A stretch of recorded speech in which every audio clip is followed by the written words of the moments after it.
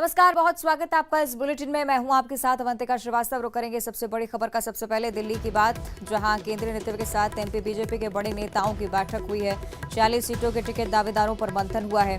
आपको बताएं कि दिल्ली में कल रात ये बैठक चली है। 4.25 घंटे तक चली है बैठक, जिसमें माना गया कि 40 सीटों को लेकर चर्चा हुई है और आने वाले समय में अन्य प्रत्याशियों की सूची, यानी कि आप कह सकते हैं कि बीजेपी की दूसरी लिस्ट जो है वो जल्द ही जारी हो सकती है। सूत्रों के मुताबिक ये जानकारी कि 46 सीटों के टिकट दावेदारों पर मंथन। मध्य प्रदेश के मुख्यमंत्री भी मौजूद रहे। राष्ट्रीय नेतृत्व के साथ मध्य प्रदेश बीजेपी के तमाम बड़े नेताओं की मौजूदगी में एक और बैठक 13 को होनी, यानी कि 13 सितंबर बीजेपी केंद्रीय चुनाव समिति की बैठक, जिसमें तय नामों को एक बार फिर से रखा जाएगा, विचार किया जाएगा। करीब 4.25 घंटे जब बैठक चली तो ये माना जा रहा है कि इस बैठक में कुल मिलाकर 46 सीटों के दावेदारों को लेकर तो स्थिति कहीं ना कहीं साफ हो चुकी है, लेकिन 13 सितंबर एक बार फिर से चूंकि मंथन के लिए रखा जाएगा। आगामी समय में किसी तरह का विरोध सामने ना आए, इसकी पूरी कोशिश हो सकेगी बीजेपी की तरफ से, आप कह सकते हैं। तो कुल मिलाकर कल होने वाली बैठक के बाद आप ये मानिए कि दूसरी लिस्ट बीजेपी की जल्द ही जारी होगी। एक तरफ कल दिल्ली में केंद्रीय नेताओं की बैठक चली और आगामी समय में बीजेपी के कितने उम्मीदवारों की दूसरी लिस्ट में नाम होते हैं, इस पर भी देखना होगा। हालांकि ये स्पष्ट हो चुका है कि 13 सितंबर की बैठक में कुल मिलाकर 46 सीटों को लेकर तो कहीं ना कहीं संशय की स्थिति खत्म होगी। तो आधिकारिक तौर पर ऐलान कब तक होता है, ये अभी देखने वाला विषय।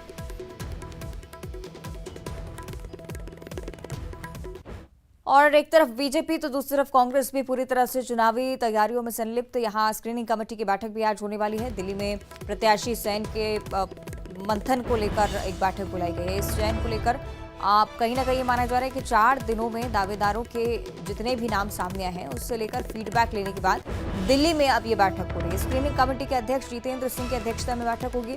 हारी हुई सीटों के दावेदारों के साथ वर्तमान विधायकों के नामों पर भी चर्चा। एक ही नाम वाली सीटों के प्रत्याशी पहले घोषित हो सकते हैं, अभी तक ये जानकारी सामने आई है।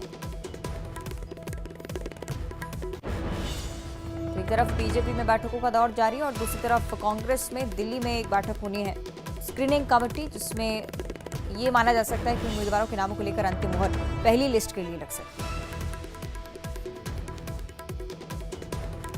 सागर में रामगढ़ रियासत की कुशल शासक और नारी ऐश्वर्य की प्रतीक लोधी कुलकौरव वीरांगना महारानी अवंतीबाई की भव्य अश्वारोही प्रतिमा, जिसका अनावरण कल पूर्व मुख्यमंत्री उमा भारती ने किया है। इस मौके पर वो पूर्व मुख्यमंत्री कई बड़ी बातें करती हुई भी नजर आई। राजनीति नहीं छोड़ूंगी, ये बात का ऐलान भी कर दिया है। जब तक आप सभी की जरूरतें पूरी नहीं हो जाती, मैं राजनीति करती रहूंगी। उन्होंने कहा कि मैंने आपकी जरूरतें पूरी की हैं, आगे भी इसी प्रकार पूरी करूंगी।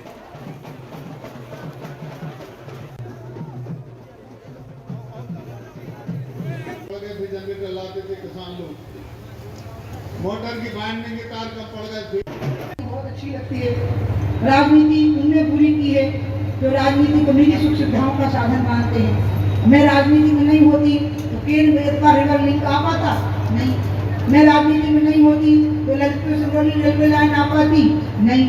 अगर मैं राजनीति में नहीं होती तो स्पोर्ट्स अथॉरिटी इंडिया का सेंटर भोपाल में आ पाता नहीं। अगर मैं राजनीति में नहीं होती तो ऐसे बहुत सारे कार्य जो नहीं हो पाते।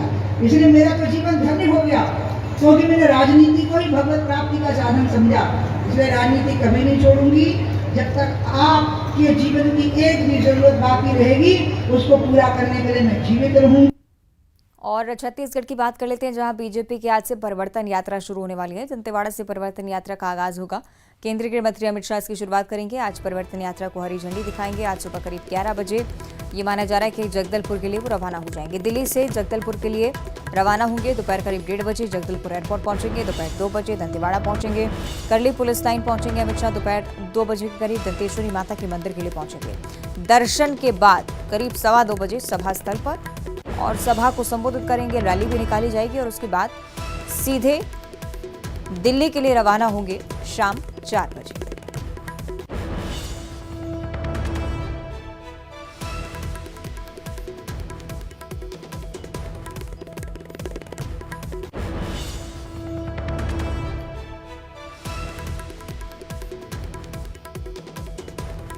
तो केंद्रीय गृह मंत्री अमित शाह के दौरे से जुड़ी हुई ये जानकारी सामने आई है। मिनट टू मिनट कार्यक्रम भी हम आपको लगातार दिखा रहे हैं और साथ ही साथ दंतेवाड़ा की भी ये तस्वीरें आप देखिए, जहां पर पूरी तरह से नगरी सजकर तैयार हो चुकी है। जन आशीर्वाद यात्रा दूसरी तरफ बीजेपी उस दौरान निकाल रही थी जब सत्ता में रही, लेकिन अब जन आशीर्वाद यात्रा की जगह परिवर्तन यात्रा। और ना सहिबो परिवर्तन करिबो, ये नारा छत्तीसगढ़ में बीजेपी की तरफ से दिया गया। कोशिश यही कि सत्ता में एक बार फिर से वापसी हो सके। और चूंकि केंद्रीय गृह मंत्री की अगर आप बात करते हैं तो अमित शाह लगातार दौरे पर रहे हैं छत्तीसगढ़ में। इस बार चुनाव को लेकर खुद ही कमान संभाले हुए हैं। तो दंतेवाड़ा से परिवर्तन यात्रा का आगाज तमाम बीजेपी के नेताओं की मौजूदगी में भी होगा।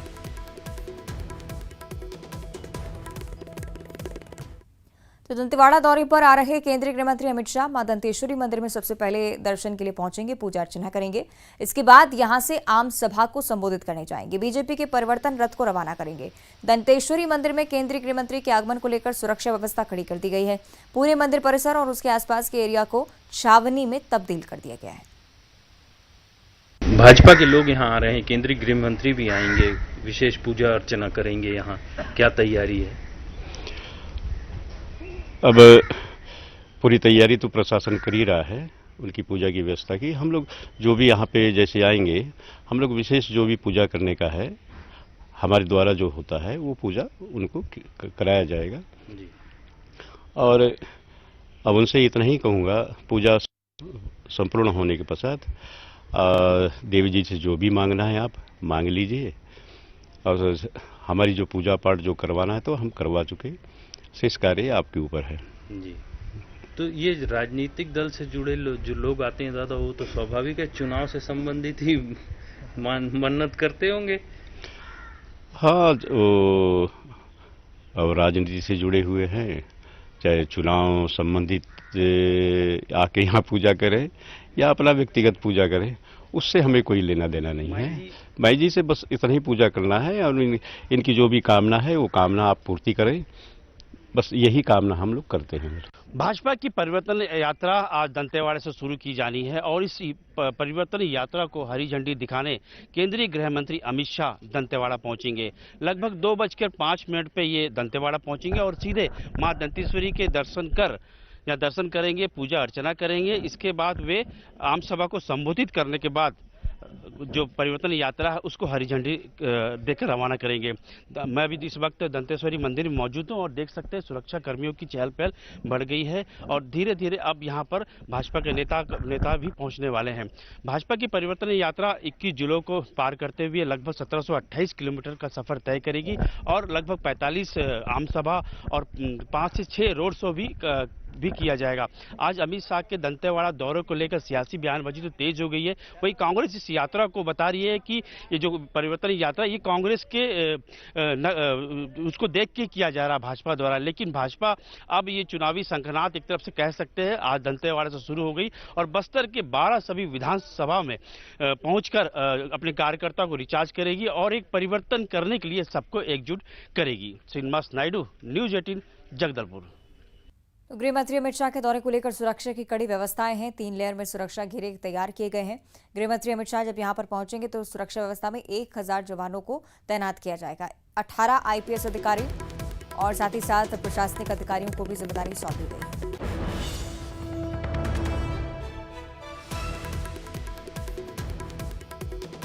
सुरक्षा को लेकर क्या व्यापक इंतजाम किए गए? हमारे साथ दंतेवाड़ा SP गौरव राय जी है, इनसे बात करते हैं कि क्या सुरक्षा के इंतजाम किए गए। जी सर। जी, माननीय केंद्रीय गृह मंत्री का यहाँ आगमन है, उसके पश्चात यहाँ पर मंदिर में और आम सभा स्थल है जहाँ से परिवर्तन यात्रा रथ को हरी झंडी दिखाकर उसको स्टार्ट करेंगे। तो उसके संबंध में हमने जितने भी पर्याप्त सिक्योरिटी मेजर्स हो सकते हैं, ट्रैफिक को हमने वहाँ बल प्लेस किया ताकि उनका जो मूवमेंट है वो इजी रहे। साथ ही पब्लिक मूवमेंट को भी जहाँ जहाँ हो सकता है वहाँ डाइवर्ट किया गया है। जितने भी स्थल है जहाँ जहाँ वो विजिट करेंगे वहाँ पर हमने इनर कॉर्डन आउटर ऐसे 3 लेयर टाइप में सिक्योरिटी लगाया हुआ है ताकि किसी भी तरीके से कोई भी सिक्योरिटी ब्रीच ना हो। मंदिर के अलावा आम सभा के अलावा और कोई जगह सर्किट हाउस है और इसके अलावा हेलीपैड जहाँ पर वो आएंगे और जहाँ से जाएंगे। सर कितने जवानों को तैनाती की गई सुरक्षा को देखते कुछ आईपीएस अफसर भी तैनात हैं? जी, लगभग टोटल आईपीएस अधिकारी, राजपत्रित अधिकारी के साथ, कर्मचारी के साथ साथ टोटल लगभग 1000 का बल यहाँ पर तैनात किया गया इस प्रोग्राम के लिए। देख सकते हैं कि आज जो अमित शाह के कार्यक्रम को लेकर सुरक्षा व्यवस्था व्यापक इंतजाम किए गए हैं। दंतेवाड़ा में चप्पे चप्पे में जवानों को तैनात किया गया है। आईपीएस के अधिकारी सहित जो प्रशासनिक अधिकारी वो भी मौजूद रहेंगे। श्रीनिवास नायडू, न्यूज 18 दंतेवाड़ा। और अगली बड़ी खबर धार से है, जहां भोजशाला में आज महाआरती का आयोजन किया जाना है। बड़ी संख्या में लोगों के शामिल होने का अनुमान है। चुनावी साल है और इसीलिए ये मुद्दा लगातार यहां पर गर्माता भी जा रहा है। रविवार को वाग्देवी की प्रतिमा स्थापित यहां की गई। आनंद कानून में पुलिस ने हटाया था और प्रशासन ने सुरक्षा के पुख्ता इंतजाम आज के लिए भी किए हैं कि अगर स्थिति बिगड़ती है तो उसे समय रहते संभाला जा सके। बड़ी संख्या में लोग आज धार की भोजशाला पहुंचेंगे। पूजन अर्चन और महाआरती का आयोजन यहां पर रखा गया।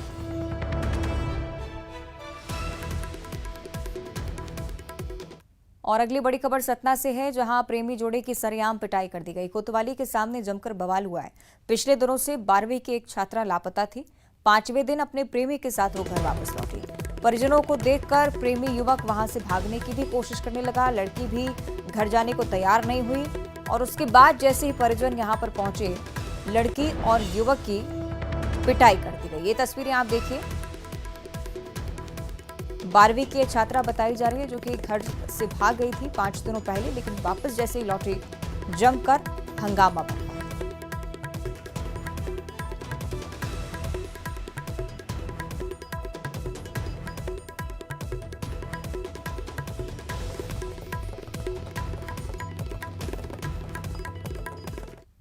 और अगली खबर बिलासपुर की आपको बताएं, जहां रियल एस्टेट कारोबारी युवक की दबंगई देखने को मिली है। कारोबारी ने दोस्तों के साथ मिलकर दबंगई दिखाई।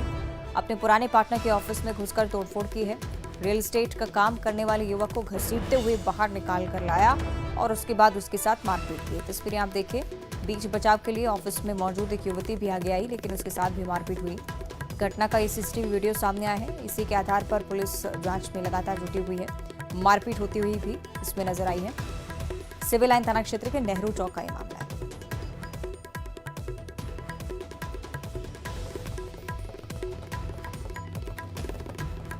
और अगली खबर बिलासपुर से है, जहां होटल मैनेजर से मारपीट का मामला सामने आया है। वारदात में शामिल 3 आरोपियों को गिरफ्तार किया गया है। एक नाबालिग समेत 3 आरोपी गिरफ्तार हुए हैं। सीसीटीवी फुटेज के आधार पर पुलिस ने गिरफ्तारियां की हैं। सिविल लाइन थाना क्षेत्र की पूरी घटना है। मंगला स्थित रतन लस्सी होटल की पूरी घटना। बिलासपुर की तस्वीरें आप देखिए। ये जो तस्वीरें सामने आई थी मारपीट की, इन्हीं के आधार पर तीनों आरोपियों को पुलिस ने पकड़ लिया है।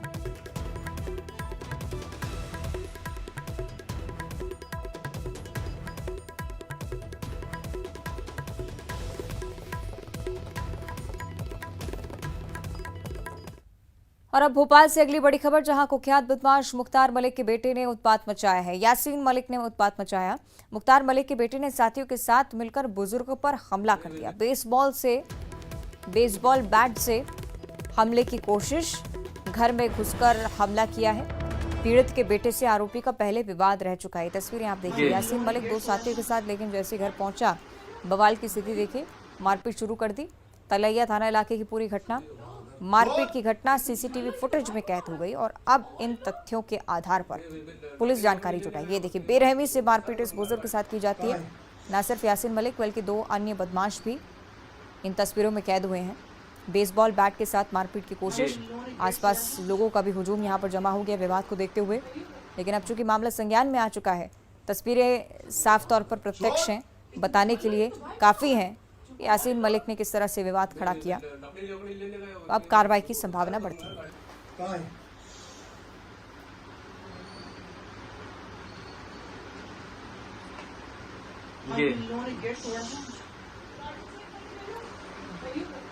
तो ये बताया जा रहा है कि इस बुजुर्ग के साथ पहले यासीन मलिक का कोई विवाद रह चुका है। उसके बाद जैसे यहाँ पर पहुंचता है, इस बुजुर्ग के साथ सबसे पहले मारपीट की कोशिश, थप्पड़ जड़ता है और फिर 2 साथी जो यासीन मलिक के साथ यहाँ पर पहुंचे थे, तीनों घर के अंदर चले जाते हैं। घर में घुसकर मारपीट करते हैं। बेसबॉल बैट के जरिए बहुत बुरी तरह से इस बुजुर्ग को मारा जाता है। और अब उम्मीद यही कि पुलिस की तरफ से कड़ी कार्रवाई हो। विवाद क्या कुछ रहा, ये भी पता लगाने की कोशिश पुलिस की तरफ से की जा रही है, लेकिन इस तरह से मारपीट करना कानूनन अपराध।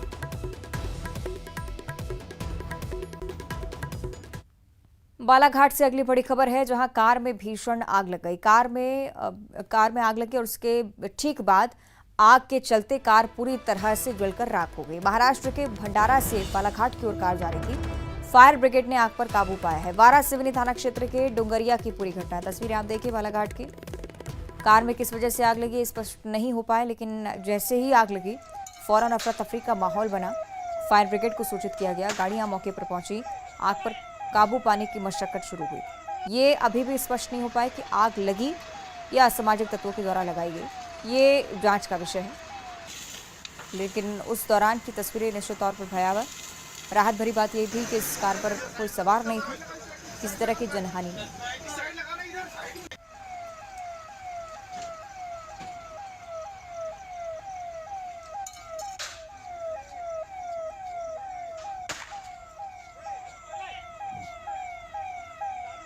देर रात की ये तस्वीरें हम आपको लगातार दिखा रहे हैं।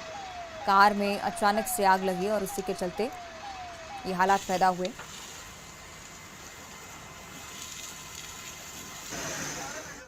बिलासपुर से अगली बड़ी खबर, जहां एनीकट को पार कर रहा एक बाइक सवार पानी में जा गिरा। पानी के तेज बहाव के बीच ये व्यक्ति लापता हो गया है। मस्तूरी क्षेत्र के इटवा पाली की पूरी घटना है। एनीकट को पार करते समय हादसा पेश आया। एनीकट में युवक जो बहा, उसके बाद से ही इस स्थल पर भी हंगामे की स्थिति। हालांकि पुलिस की टीमें मौके पर पहुंची हैं। प्रशासनिक अमला कोशिश कर रहा है कि इस व्यक्ति को जल्द से जल्द ढूंढा जा सके। ये तस्वीरें आप देखिए, काफी तेज बहाव पानी का और इसी के चलते वाहन के साथ पुल से गुजरने की कोशिश थी। इटवा पाली की घटना है। एनीकट को पार कर रहा था, अचानक से तेज बहाव के साथ बहता चला गया।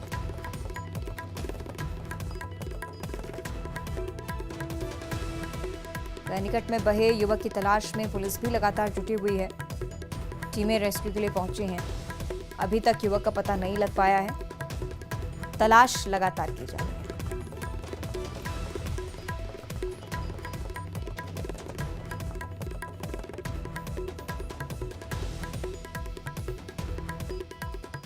रायपुर से अगली बड़ी खबर, जहां उल्ला में आधी रात युवक की हत्या कर दी गई। अवैध संबंध के चलते युवक की गला दबाकर हत्या करना सामने आया है। हत्या के बाद शव को अछोली तालाब में फेंक दिया गया। पुलिस ने 3 आरोपियों को पकड़ा है। उर्ला थाना क्षेत्र का ये पूरा मामला। रायपुर से बड़ी खबर हम आपको बता रहे हैं। आधी रात युवक की हत्या की गई। रायपुर से एक बार फिर से आपराधिक घटना। अवैध संबंध के चलते युवक की गला दबाकर हत्या करना स्पष्ट हो पाया है। पुलिस फिलहाल जांच कर रही है।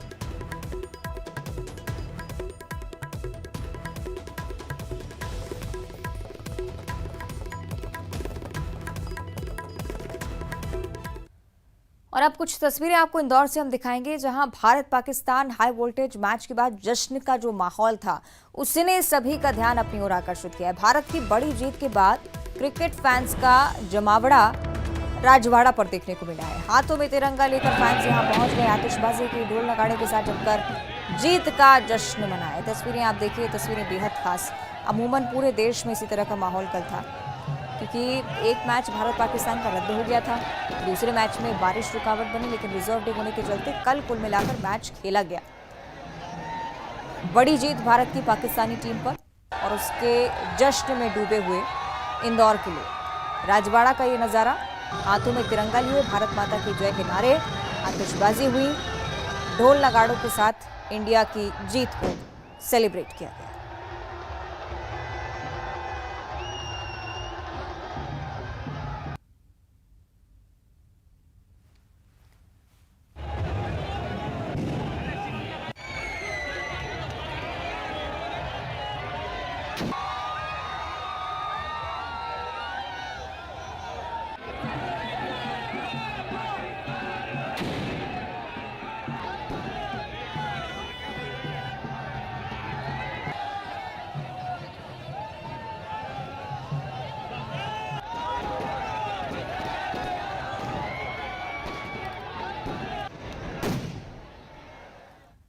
धार की बात करेंगे, जहां बाबा धारनाथ की शाही सवारी बड़े ही धूमधाम से निकाली गई।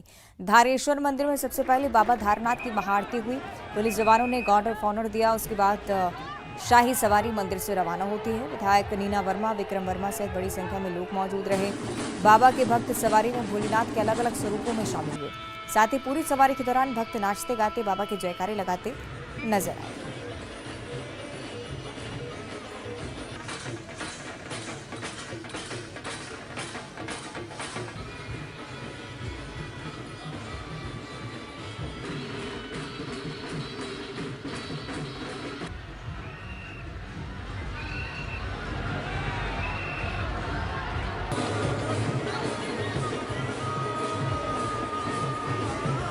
अच्छी बारिश हो, किसान खुशहाल रहें और धरती माता स्वस्थ और खुश रहेंगी, तो अपने आप धरती पे निवास करने सारे लोग स्वस्थ और खुश रहेंगे।